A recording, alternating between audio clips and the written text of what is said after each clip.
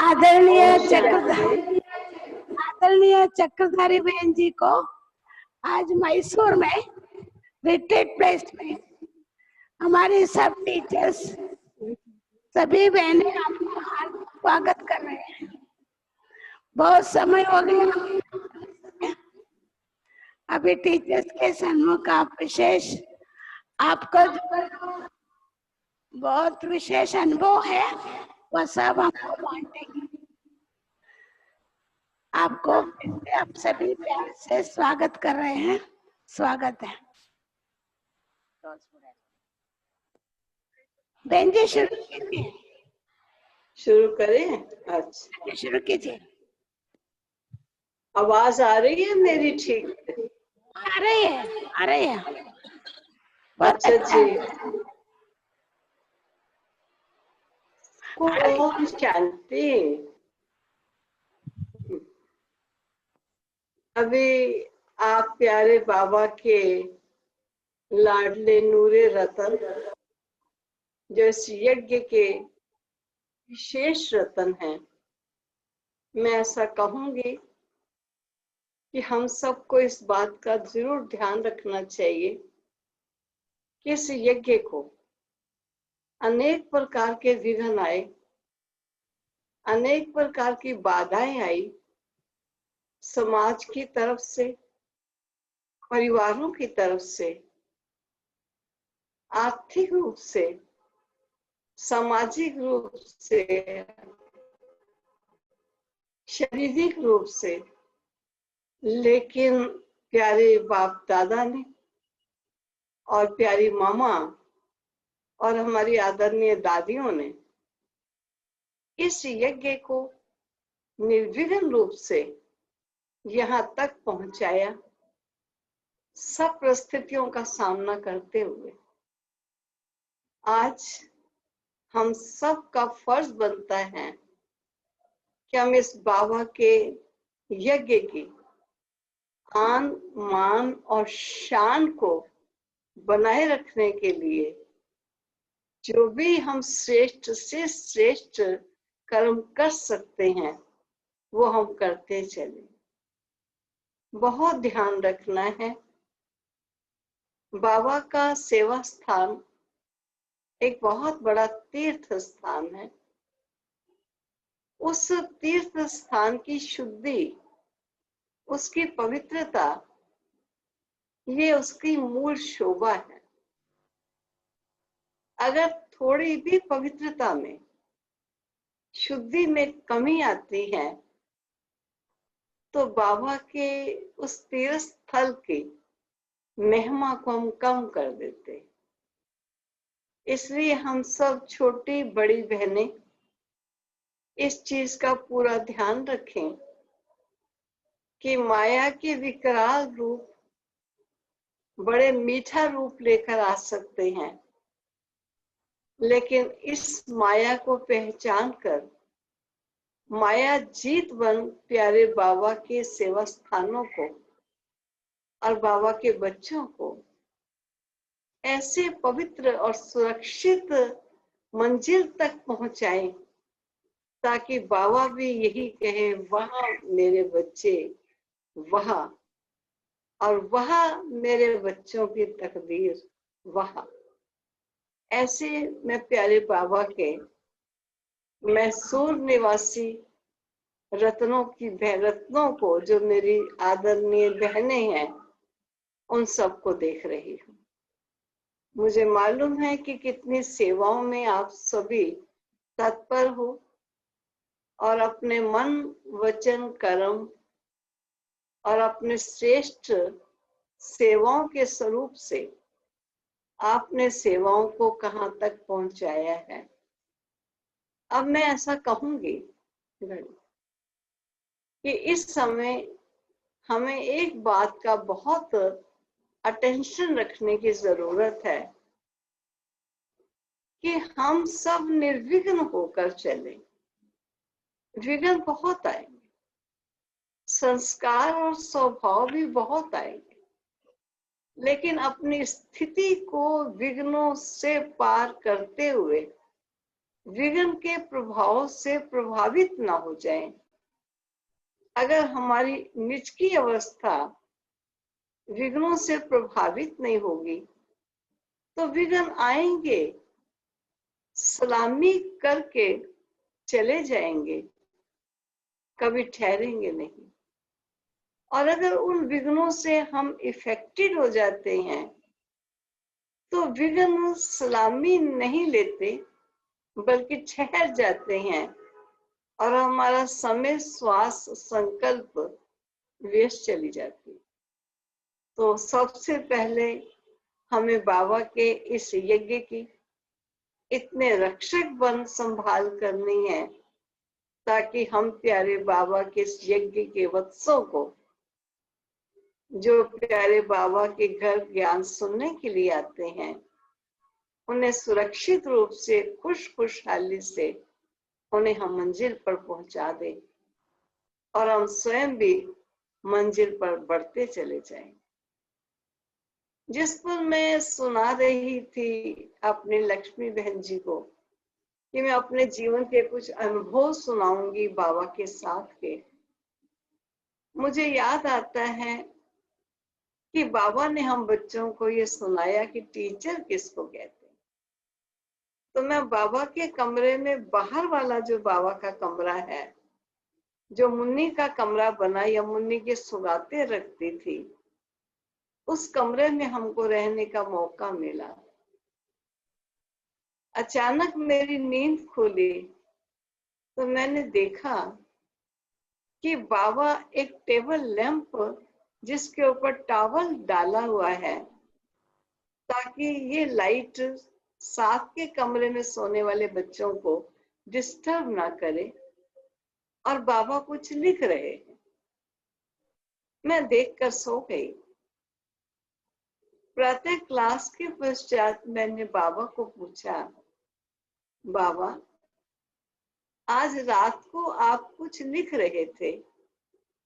तब बाबा ने सबसे पहली बात मुझे कही, बच्चे रात को नहीं, सुबह 4 बजे थे, क्योंकि पहले 4 बजे उठकर योग लगाने का ये सिस्टम नहीं था।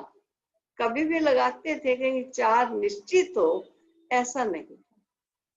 तो बाबा ने पहली बात ये कही कि रात नहीं, प्रातः 4 बजे थे।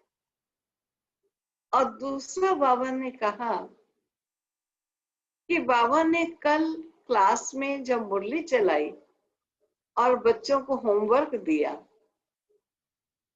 तो जब तक बच्ची ये बाबा होमवर्क नहीं करेगा, बच्चों से कैसे पूछेगा? इसलिए बाबा का दिया होमवर्क कर रहा था ताकि मैं बच्चों से पूछ सकूं कि उन्होंने ये होमवर्क कितना और कैसे किया है। तो मुझे आज तक वो बात बाबा की याद रहती है कि बाबा हमको ईश्वरीय आज्ञा पर चलते हुए अन्य को ईश्वरीय आज्ञा पर चलाने का विशेष आदेश देते रहे।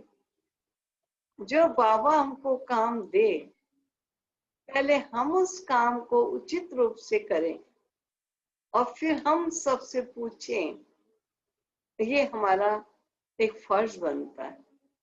और बाबा हमको सिखाते। मैं प्यारे बाबा की बात जब करती हूँ तो मुझे उछल आती है, अनेक बातें मुझे बाबा की याद आ जाती हैं। शायद कभी आपने सुनी भी होंगी। एक बार मेरे मन में विचार आया कि आज प्रातः क्लास में जाने से पहले मैं बाबा के कमरे में जाकर बाबा को गुड मॉर्निंग करूंगी और उसके पश्चात ही क्लास में तैयार होकर जाऊं। तो मैं हाथ मुंह धो लिए और मैं बाबा के कमरे में गई। बाबा के कमरे में इतनी दहलीज थी जिसको क्रॉस करना होता था, ऐसे नीचे जाना है। तो मैं अंदर चली गई। मैंने क्या देखा कि बाबा के कमरे में एक बहुत डिम लाल लाइट जल रही है और सारे कमरे में ऐसा आभास आ रहा था जैसे बहुत शांति ही शांति है, बहुत शांति। और बाबा को मैंने देखा, वो टांगे लटकाए हुए पलंग पर बैठे हैं। जो अपनी चारपाई थी उस पर बाबा बैठे। मैंने बाबा को देखा, ऐसा लगा कि बाबा शरीर से इस कमरे में बैठे हैं, वैसे बाबा कमरे में नहीं बैठे, बाबा कहीं और गए हुए। मुझे अच्छा नहीं लगा कि मैं जाऊं बाबा के पास और ये कहूं बाबा गुड मॉर्निंग, और ये भी अच्छा नहीं लग रहा था कि मैं वापस चली जाऊं। मुझे लगा कि अगर मैं आगे बढ़ती हूँ ये भी बाबा को डिस्टर्ब करना है, और अगर मैं पीछे मुड़कर जाती हूँ ये भी बाबा को डिस्टर्ब करना है। मैं इसी धुंध में खड़ी थी कि आगे जाऊं या पीछे जाऊं। इतने में बाबा ने बड़े प्यार से गर्दन से ऐसे किया जैसे कि बाबा मुझे अपनी तरफ बुला रहे हैं। मैं बड़े धीमे कदमों में बाबा की तरफ बढ़ी और बाबा को सन्मुख दृष्टि लेते खड़ी रही। बाबा ने मेरी एक उंगली पकड़कर जैसे शेक हैंड किया, और शेक हैंड करके बड़े धीरे से मुझे पूछा कि बच्ची, रात को नींद आई थी? और मैंने बाबा को उत्तर दिया, जी बाबा, बहुत अच्छी नींद आई थी। मैंने सोचा उस समय पहाड़ ही पहाड़ चारों तरफ होते थे और हरियाली होती थी, मच्छर बहुत होते थे, और बहनें सामग्री लेकर सब कमरों में रात को आती थी ताकि मच्छरों से छुटकारा प्राप्त कर सकें और किसी को मच्छर काटे नहीं। इस प्रकार का वातावरण बनाकर जाती थी। तो मैंने सोचा बाबा पूछ रहे हैं कहीं मच्छरों ने तंग तो नहीं किया। नींद आ गई तो मैंने बाबा को कह दिया, बाबा बहुत अच्छी नींद आई। तब बाबा ने मेरी तरफ देखते हुए बड़े प्यार से और बड़े धीमे से मुझे कहा, बच्चों को नींद आनी नहीं चाहिए। अब बाबा के ये शब्द सुनकर मैं बहुत चुप हो गई, क्योंकि मैं बाबा के भाव को समझ नहीं पाई। वास्तव में मैं कोई योग युक्त होकर तो खड़ी नहीं थी, मैं इसी द्वंद में खड़ी थी कि मैं आगे जाऊं या मैं पीछे चली जाऊं। तो जब बाबा ने ये शब्द कहा कि बच्चों को नींद आनी नहीं चाहिए, तब बाबा ने कहा, बच्ची, ये बाबा कभी कभी सो नहीं पाता, बहुत दुखी, अशांत, परेशान आत्माओं की आवाजें इसे सुनने में आती। बहुत दुखी है दुनिया, बहुत अशांत है आत्माएं। बच्चे, आप बच्चों को ये आवाजें सुनने में नहीं आती। बड़े रहम के भाव से बाबा बोल रहे थे।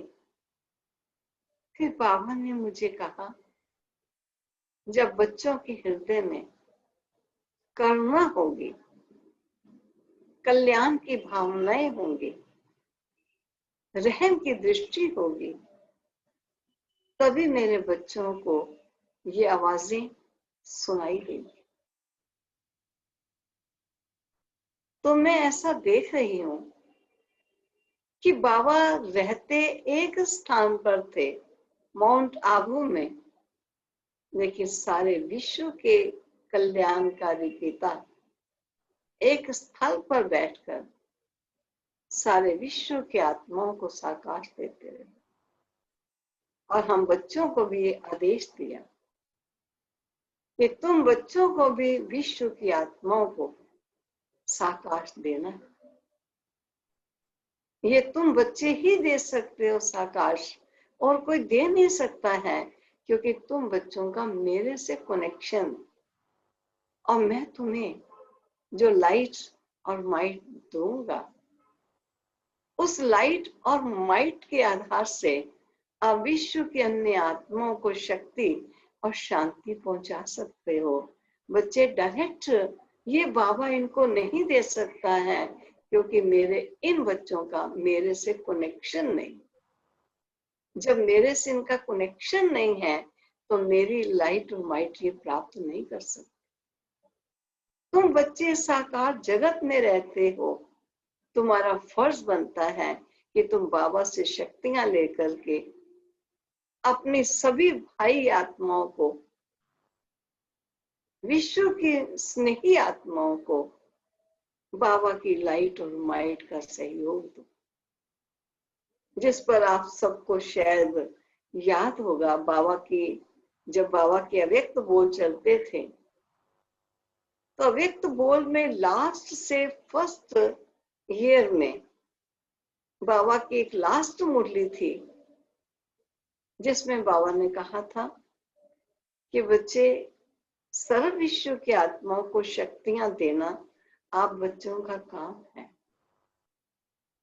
अगर आप बच्चे सर्व को शक्ति या शांति का सहयोग किसी समय भी नहीं दे सकते तो अपना एक समय निश्चित कर लो, ताकि उस समय आप उन आत्माओं को योगदान दो। ये बहुत जरूरी है। जिस पर बाबा के बोल मैं आपको सुनाना चाहूंगी। बाबा ने कहा था एक समय आएगा, लाखों लाखों के अंदाज में इकट्ठी ही आत्माएं शरीर छोड़ेंगी, चाहे वो बाढ़ में छोड़े या भूकंप में, अर्थक्वेक में छोड़े या सागर के भूचाल में छोड़े। किसी तरह भी आत्माएं करोड़ों के अंदाज में इकट्ठी ही शरीर छोड़े। लेकिन बच्चे, मुक्ति का द्वार अभी खुला नहीं होगा और विज्ञान की इस कदर गैसेस होंगी कि गर्भ धारण हो नहीं सकेगा। ये मेरे बच्चे जो शरीर छोड़ेंगे, ना मुक्ति द्वार में जा सकेंगे, ना गर्भ में आ सकेंगे। ये आत्माएं वातावरण में भटकेंगी और भटकती हुई आत्मा जिसको कोई ठिकाना नहीं, वो ठिकाना चाहने के लिए आप बच्चों को शांति में बैठने नहीं देंगे। आप योग में बैठना चाहेंगे, वो आपको नहीं बैठने देंगी। आप ज्ञान का अध्ययन करना चाहेंगे, वो आपको अध्ययन नहीं करने देंगी। इसलिए बाबा बार बार बच्चों को कहता है, ऐसे नाजुक भयंकर समय के आने से पूर्व तुम मेरे बच्चे इस कदर सर्व आत्माओं को योग का साकार दो, ताकि वे आत्माएं आपकी मित्र बन जाएं। और मित्र बनी आत्माएं ऐसे भयानक समय में अगर वातावरण में मंडराएंगी भी सही, तो आपको कष्ट नहीं देंगे। आप इस प्रकार के कष्ट से बच जाओ। तब बाबा बार बार बच्चों को कहता है कि बच्चे साकार दो। ये साकार देने की बहुत आवश्यकता है। जिस पर बाबा ने एक बार मेरे से पूछा भी था कि बच्चे तुम्हारा नाम क्या है? तब मैंने बाबा को कहा कि बाबा चक्रधारी। पहले मैं नहीं बोली, जब बाबा ने सेकंड टाइम पूछा तो मैंने बोल दिया चक्रधारी। तब बाबा ने कहा, बच्चे चक्र कितने प्रकार के होते हैं मालूम है? तो मैंने कहा जी बाबा। तब बाबा ने कहा कौन से होते हैं? तो मैंने कहा बाबा एक तो हमारे 84 जन्मों का चक्र होता है। बाबा ने कहा और? मैंने कहा बाबा एक युगों का चक्र भी होता है। बाबा ने कहा और? मैंने कहा बाबा वर्णों का चक्र भी होता है। बाबा ने कहा और? तो मैंने कहा बाबा मेरे चक्र पूरे हो गए, क्योंकि मुझे इतना ही चक्र आते थे।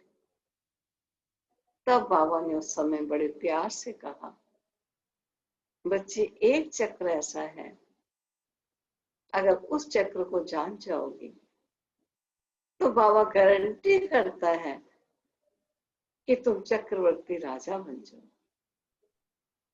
मैं बड़ी उत्सुक हुई, ऐसा वो कौन सा चक्र है जिसको जान जाने से मैं चक्रवर्ती राजा बन सकती हूँ। तब बाबा ने कहा, कभी लाइट हाउस देखा है आपने? तो मैंने कहा जी बाबा मैंने देखा है। बाबा ने कहा कैसे? लाइट हाउस चारों तरफ लाइट देता है और रास्ता ढूंढने वाले शिप को, प्लेन को सही दिशा दिखा देता है। ठीक इसी प्रकार अगर आप बच्चे भी विश्व ग्लोब पर बैठ करके मुझ सागर से लाइट और माइट लेकर सर्व विश्व की आत्माओं को ये लाइट और माइट दोगे, तो वे आत्माएं भी अपनी ढूंढती हुई मंजिल को सामने देखकर मार्ग के राही बन मंजिल की तरफ चल पड़ेंगे। ये तुम बच्चों का काम।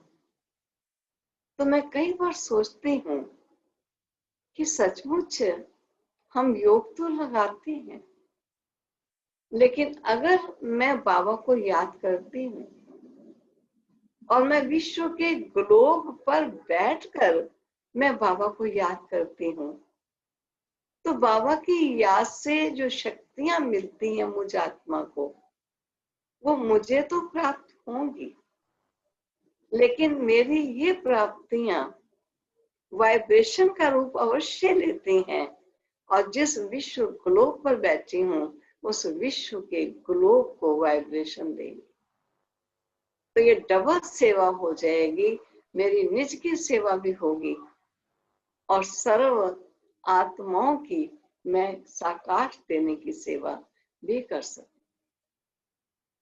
इस प्रकार प्यारे बाबा हम बच्चों को बहुत सुंदर राय देते रहे, लेकिन बाबा ने मुझे इस बात के साथ ये कहा था कि बच्ची 2-2:30 बजे उठ करके अगर तुम बैठ करके बाबा से लाइट और माइट लेकर विश्व ग्लोब में बैठ सारे विश्व को लाइट और माइट दोगी, तो बाबा गारंटी करता है कि तुम विश्व महाराजा बनोगी। लेकिन बाबा का टाइम था 2-2:30 बजे और मैं 2-2:30 बजे नहीं उठ पाती थी। मुझे बड़ा कठिन लगता था, क्योंकि रात को 11 बजे सोना, सुबह 4 बजे उठना और फिर 2-2:30 बजे उठ जाए तो सोएंगे कब। लेकिन मुझे बाबा की ये बात बहुत अखरती थी कि बाबा ने मुझे इतनी सुंदर बात कही, लेकिन मैंने बाबा की आज्ञा को माना नहीं और मैंने आखिर बाबा की उस आज्ञा का, बाबा ने ही मुझे हाल बताया, बहुत सुंदर हाल बताया, जो मैं बाबा की उस आज्ञा को यथाशक्ति मान सकी। मैं वो इतनी डिटेल की बात अभी नहीं सुना रही, क्योंकि अब मेरी टीचर्स बहनें बैठी हैं जो सब जानती हैं। ये तो मैं आपको अपने निजी अनुभव की बातें सुना रही हूँ। सुनाते सुनाते मुझे बाबा की वो बात याद आ गई, जब बाबा ने बहुत बड़ी परीक्षाएं बाबा के सामने आई, लेकिन बाबा ने परीक्षाओं को परीक्षा नहीं समझा। बाबा ने ऐसा समझा ये खेल है, खेल खेल में उन परीक्षाओं को पार किया और सदा बाबा ये कहते रहे, ये यज्ञ उस सेठ का है, अगर कोई कमी पेशी है तो सेठ जाने, मुझे जो सेवा दी है मैं तो वो सेवा करूंगा। एक बार की बात है कि बाबा जब भी कहीं भी कभी भी जाते थे, क्योंकि सर्दियों के मौसम में माउंट आबू में बहुत ठंडी होती थी, और ठंडी के मौसम में बाबा कभी दिल्ली में आ जाते थे और कभी बॉम्बे में जाते थे। लेकिन बाबा अलमाइटी की इच्छा के बिना नहीं जाते थे, संदेशी द्वारा अलमाइटी से छुट्टी अवश्य देते। तो मैं एक बार की बात सुनाने जा रही हूँ। बाबा ने अलमाइटी से संदेशी द्वारा छुट्टी मांगी कि मैं बॉम्बे ही जाना चाहता हूँ, लेकिन रथ तब जाएगा जब रथी वहां आएगा। अगर रथी नहीं आएगा तो रथ नहीं जा सकता।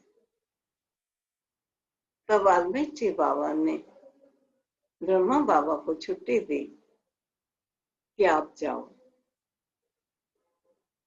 जब बाबा ने जाने की छुट्टी मिली तो बाबा ने दिल्ली में जगदीश भ्राता जी को सबसे पहले फोन किया कि बच्चे बाबा बॉम्बे इस डेट से इस डेट तक जाएगा। कोई भी बच्चे ने लिखा पढ़ी कुछ भी करनी है तो बॉम्बे में बाबा से करे। और ये सूचना चारों तरफ सेवा स्थानों पर दे दी गई। और आप विचार कीजिए, जहां बाबा जाना है वहां कितने अन्य भाई बहन बाबा से मिलने के लिए पहुंचेंगे। उन सब के रहने का प्रबंध, खाने पीने का प्रबंध, हर रूप से प्रबंध चाहिए। और वो सब प्रबंध बॉम्बे ने बहुत सुंदर रूप से किए। और बाबा के बच्चे कुछ माउंट आबू से बाबा के जाने से पहले ही चले गए। और यहाँ तक कि बाबा के जो कपड़े थे, अटैची थी, वो भी बाबा की बॉम्बे चली गई। आखिर वो दिन आया जिस दिन बाबा ने बॉम्बे जाना था। लेकिन बाबा जाने से पूर्व पुनः संदेशी को बुलाया और कहा कि बाबा को बता दो कि बाबा बॉम्बे के लिए निकल रहा है। टैक्सी आ चुकी थी। संदेशी सांस में गई और कुछ ही क्षणों में वापस आ गई। उसने आकर कहा, बाबा वतन में एक लाल झंडा लहरा रहा है, लेकिन वतन में बाबा नहीं है। तब बाबा ने कहा, बच्ची जब तक बाबा से परमिशन नहीं लेगा तब तक बाबा नेक्स्ट कदम नहीं रखे। इसलिए तुम जाकर पुनः जाओ और जाकर वहां खड़ी रहना जब तक कि बाबा तुम्हें वतन में मिल न जाए। संदेशी फिर वतन में गई और खड़ी रही। इतने में बाबा आ गए। बाबा ने पूछा, बच्ची कैसे आना हुआ? तब संदेशी ने कहा, बाबा साकार बाबा बॉम्बे में निकल रहे हैं, टैक्सी आ गई है, आपसे छुट्टी लेने के लिए मुझे उन्होंने आपके पास भेजा। तब बाबा ने कहा, बच्ची ये सामने लाल झंडा लहरा रहा है, क्या तुम झंडा नहीं देख रही? कहा, बाबा मैं देख रही हूँ। कहा, इस झंडे का क्या मतलब है? बाबा ने कहा कि बाबा की परमिशन नहीं है। अब जब संदेशी ने सुना कि आज लास्ट डे, सब बच्चे जा चुके हैं और आज लास्ट डे है, बाबा को पहुंचना है, टैक्सी आ चुकी है, लेकिन अलमाइटी बाबा ने ये कह दिया कि बाबा की परमिशन नहीं है, तो संदेशी ने आकर ब्रह्मा बाबा को कहा, बाबा ऑलमाइटी ने ऐसे मुझे कहा कि झंडा देख रही हो, ये लाल झंडा किसकी निशानी है? और बाबा ने कहा कि बाबा की परमिशन नहीं। साकार बाबा ने भाई को कहा कि टैक्सी कुछ देर से खड़ी है, इसको पैसे कुछ दे दो। और बाबा आस पास के सेवा स्थानों पर फोन कर देगा ताकि बाबा नहीं जा रहे। तो बाबा का प्रथम फोन पुनः दिल्ली जगदीश भ्राता जी को ही आना था, वही आया। और बाबा का जब फोन आया तो अचानक मैं फोन पर बैठी थी, मैंने फोन उठाया और बाबा ने कहा, बच्ची जगदीश बच्चा कहाँ है? मैं बाबा की आवाज सुनकर बहुत खुश हो गई कि आज मैं फोन पर बाबा से बात कर रही हूँ। मैंने कहा, बाबा जगदीश भाई आज किसी सेवा पर गए हुए। गुलजार दादी भी वहीं रहते थे। क्या गुलजार बच्ची कहाँ है? मैंने कहा, बाबा वो भी साथ ही गई हैं, दोनों ही गए हैं सेवा पर। तब बाबा ने मुझे कहा कि जगदीश बच्चे को आने पर बता देना कि बाबा बॉम्बे नहीं जा रहा, और जो मुख्य मुख्य सेंटर्स हैं वहां भी तुम फोन कर देना कि बाबा बॉम्बे नहीं जा रहे। तो मैंने खुशी में थी, बस इतना ही जी बाबा ही करती जा रही थी। बात पूरी हो गई, बाबा ने फोन रखा, मैंने फोन रख दिया। और मैं जिसको फोन करूं कि बाबा बॉम्बे नहीं जा रहा, ये बाबा ने मैसेज दिया है, तो सभी मुझे कहें क्यों नहीं जा रहे? मैंने कहा, ये तो मुझे नहीं मालूम। कहा, आपने पूछा क्यों नहीं? जबकि बाबा का सब इंतजाम हो चुका है, बाबा क्यों नहीं जा रहे? लेकिन मैंने पूछा नहीं था, क्योंकि मैं इस खुशी में थी कि मैं बाबा से बात कर रही हूँ, इसलिए मैं पूछ नहीं पाई। नहीं तो शायद पूछती, लेकिन जिसको फोन करूं यही पूछे कि क्यों नहीं जा रही। आफ्टर 2-3 दिन के बाद बाबा के महावाक्य जब मुरली के रूप में आए, तब बाबा ने उस मुरली में यही शब्द कहा, ये कई मेरे बुद्धू बच्चे हैं जो पूछते हैं कि बाबा क्यों नहीं जा रहे। बच्चे, ऑलमाइटी को क्यों नहीं कहा जा सकता?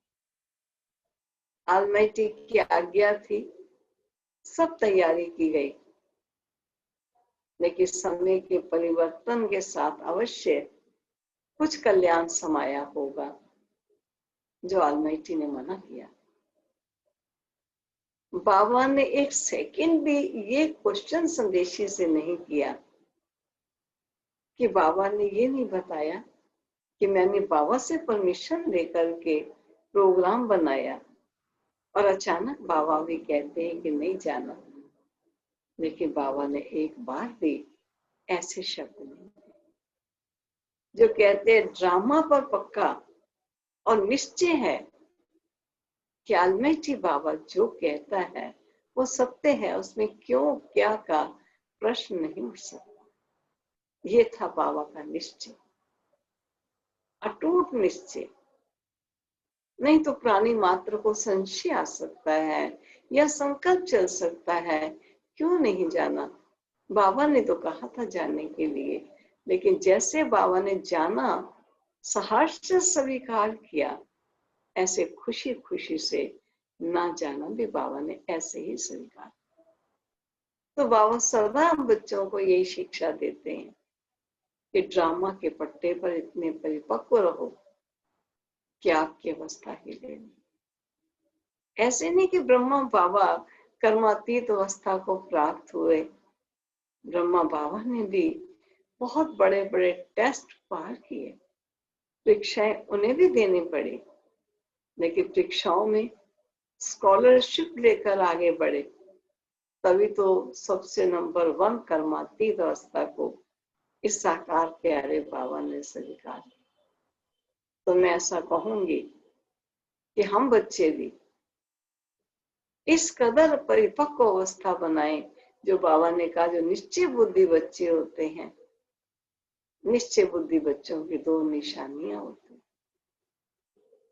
पहली निशानी है कि निश्चय बुद्धि बच्चे सदा निश्चिंत रहते हैं, उनको कोई बात की चिंता नहीं होती है, क्योंकि सर्वशक्तिवान की छत्र छाया में वो जीवन जी रहे हो। और दूसरी बात, उसके हृदय में सदा ये रहेगा जो भी घटना हो रही है ये निश्चित है, ये इसी समय होनी ही थी सो हुई। निश्चिंत और निश्चित, ये दो बातें निश्चय बुद्धि बच्चों के सदा ख्याल में रहे। और जहां निश्चय की कमी आई वहां इन दो बातों में कमी आ जाए। इसलिए बाबा ने कहा हुआ है, मेरे संपूर्ण निश्चय बुद्धि बच्चे अंत तक कुल 8 ही निकलते। इसका मतलब निश्चय का एक बहुत बड़ा पेपर है। पल पल में ये पेपर आते हैं और पल पल में इन पेपर्स को क्रॉस करना है और हमें आगे बढ़ना है। तो ये बाबा के सामने कोई पेपर कम नहीं आए, लेकिन बाबा ने हर पेपर को सहर्ष स्वीकार किया। जब अपनी दादियां सुनाती थी, निर्मल शांता दादी जी, कि किस प्रकार जब कार बस लेकर जा रहे थे और कैसे बस खड्डे में गिर गई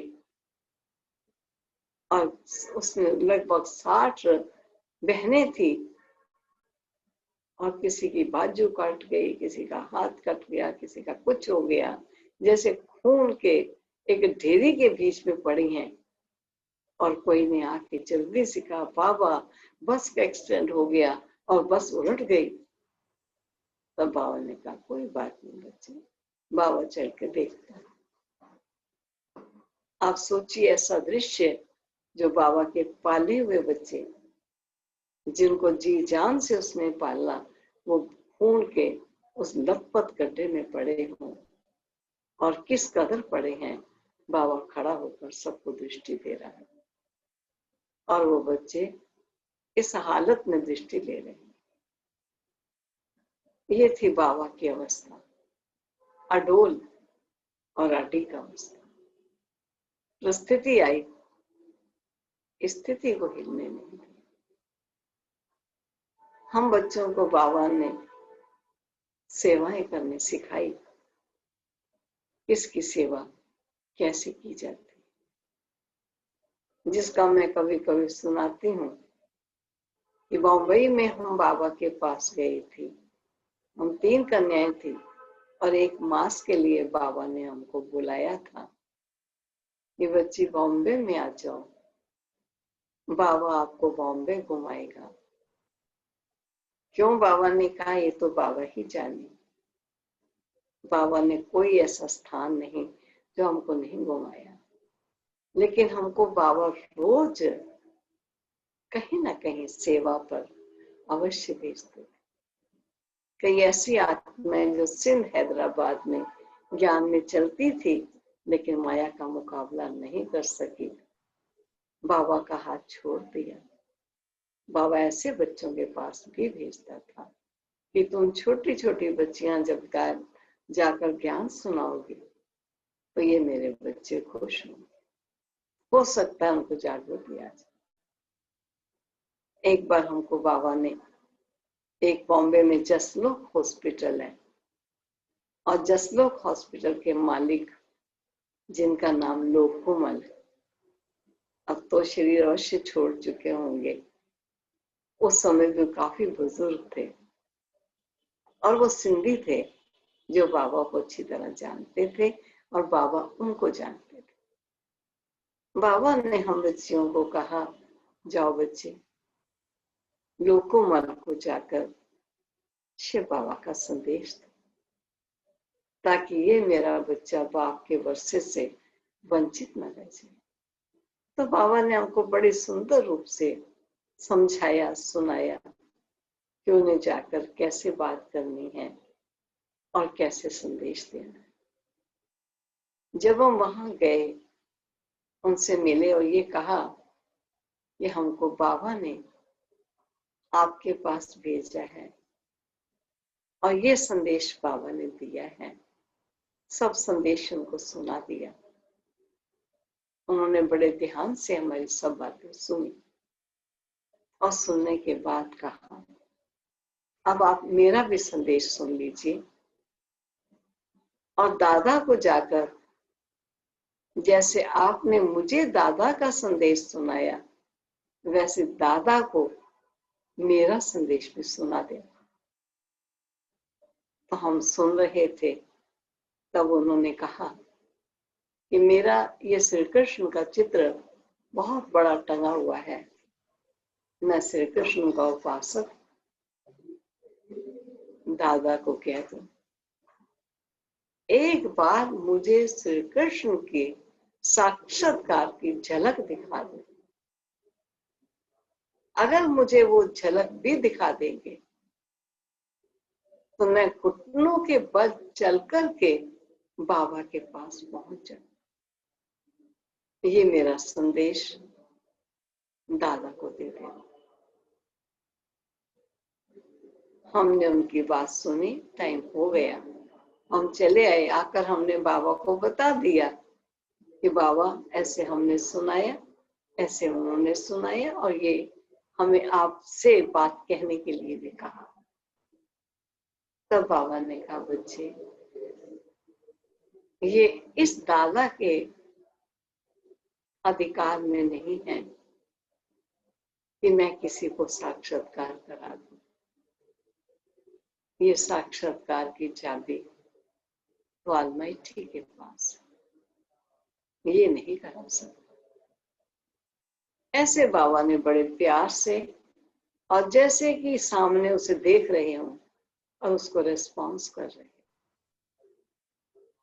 तो ऐसे बाबा हमको सेवा करना सिखाते भी थे और सेवा पर भेजते भी थे, घुमाते भी थे और सेवा भी कराते थे।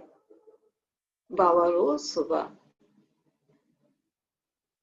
मॉर्निंग वॉक के लिए जाते थे और हम जल्दी जल्दी तैयार होकर बाबा के साथ जाते थे। 2 कारें जाती थी, एक कार रमेश भाई चलाते थे और एक कार नलनी बहन के पिता काकू भाई चलाते थे। बाबा वाली कार में हम बैठते थे, पीछे 2 बैठते थे, दूसरी कार में दूसरे बहन भाई बैठते थे। इस प्रकार 2 कारों में रोज सैर करने जाते थे बाबा के साथ। वहां 2 पार्क थे आमने सामने, एक हैंगिंग गार्डन कहलाता था, एक का नाम नेहरू गार्डन था। तो एक बार मैंने क्या देखा, शायद हैंगिंग गार्डन में देखा या नेहरू, ये नहीं मुझे भी कुछ याद। ये देखा कि हम सब बाबा के साथ खड़े थे और बाबा हमको बहुत सुंदर पॉइंट्स ज्ञान के सुनाते थे और हम बच्चे बाबा की बातों को सुनते थे। मुरली से पहले ही बाबा सैर पर आते थे। तो हमने एक सामने व्यक्ति देखा जिसके हाथ में पानी की लोटी होती थी और वो सूर्य को जल देता था, क्योंकि सूर्य को ही वो विष्णु का अवतार से समझते थे। मुझे मन में बड़ा रहम आता था कि ज्ञान सूर्य तो ये खड़े हैं जो हमको ज्ञान सुना रहे हैं और ये सूर्य को भगवान समझकर ये उनको जल दे रहे हैं। तब मैंने बाबा को कहा, बाबा मैं इस व्यक्ति को ज्ञान सुनाऊं जाकर, क्योंकि बाबा हमें कहीं ना कहीं भेजा ही करते थे। तो बाबा ने मुझे प्यार से देखते हुए कहा, नहीं बच्ची रहने दो। तो बाबा ने कहा रहने दो, तो हमने छोड़ दिया। लेकिन फिर भी मनुष्य बुद्धि है, जब भी पार्क में आते उसका भी वही टाइम आने का होता था, तो मेरी दृष्टि उस पर जाती थी। मैं समझती हूँ 2-3 दिन ही अभी हुए होंगे कि क्या देखा कि वो व्यक्ति जहां खड़ा था उसने वो रोटी वही रखी और बड़े तेजी के कदमों से वो बाबा की तरफ बढ़ता हुआ चला आया और आकर बाबा के चरणों पर गिर गए। बाबा ने उसको दोनों हाथों से कंधों से उसे उठाया और अपने गले लगा लिया। उसके आंसू आ रहे थे, रो रहा था। बाबा ने उसको ऐसे करके देखा और अपने पॉकेट से रुमाल निकाल करके उसके दोनों आंखों पोंछ दी, आंसू पोंछ दी। जब आंसू पोंछे तो जरूर है उसने साकार बाबा को देखा और वो चला गया। हमारा भी टाइम हो गया, हम भी चले आए। बाहर आने पर बाबा ने एक बच्चे को कहा, बच्चे तुम रुक जाओ और उस बच्चे से पूछना कि वो बाबा के चरणों में क्यों गिरा और उसे आंसू क्यों आए।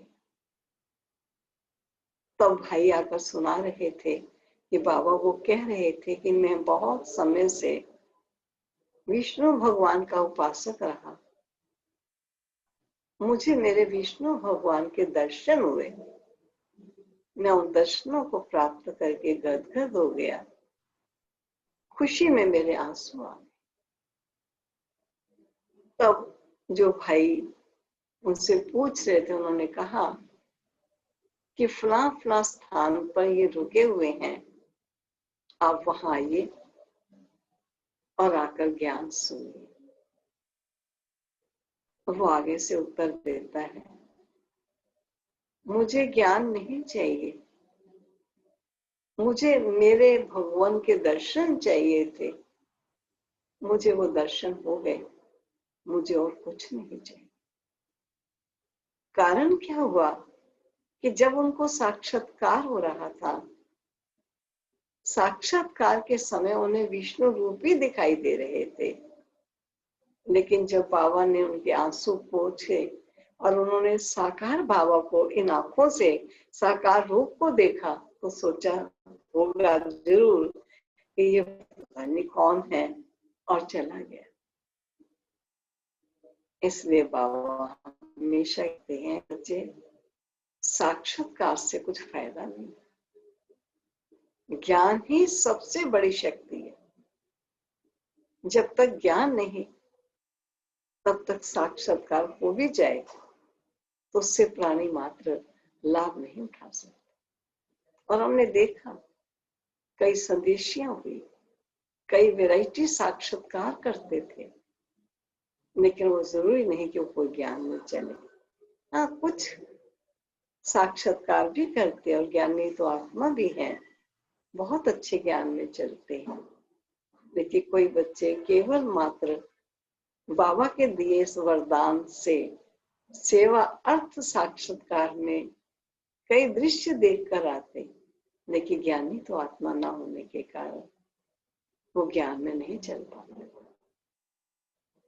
इसलिए साक्षात्कार की इच्छा बाबा कहते नहीं रखो, तुम्हारी इच्छा ज्ञान युक्त बन, ज्ञान का स्वरूप बन, बाप को प्रत्यक्ष करने की हो। ये टेम्पोररी साक्षात्कार के पीछे तुम बच्चों को नहीं जाओ। तो मैं ऐसा समझती हूँ कि बाबा के पास दोनों चाबियां हैं, दिव्य बुद्धि की भी है और दिव्य दृष्टि की भी है।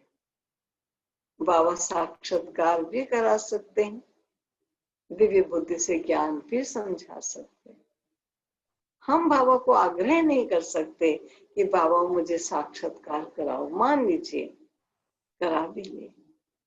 मुझे पता है ये विष्णु है, मुझे पता है ये ज्योति बिंदु आत्मा है, मुझे पता है कि श्री नारायण है, और अगर साक्षात्कार हो जाएगा तो जिसकी नॉलेज से मैंने पहले ही ज्ञान दर्पण से जो चीज देख ली है, अगर वो साक्षात्कार में मैंने देख ली और पहचान ली तो कौन सी बड़ी बात।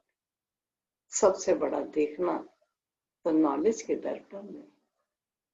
तो प्यारे बाबा, हम बच्चों को ज्ञान दे करके हमारी अज्ञानता के नेत्र को खोलते हैं और सत्य को पहचान देते हैं।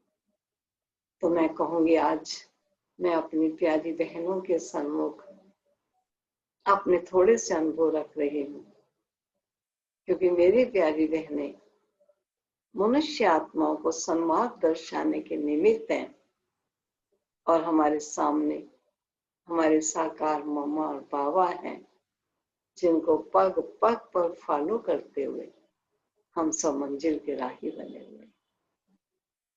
ऐसे सुंदर परिवार में दिव्य जन्म देने वाले दाता का कितना न शुक्र गुजार करें, जिन्होंने हमारे श्वासों को, हमारे समय और सेकंड को सफल किया और अपने सेवाओं में हमें सुंदर अवसर दिया। ऐसा मौका किसको कब मिलेगा?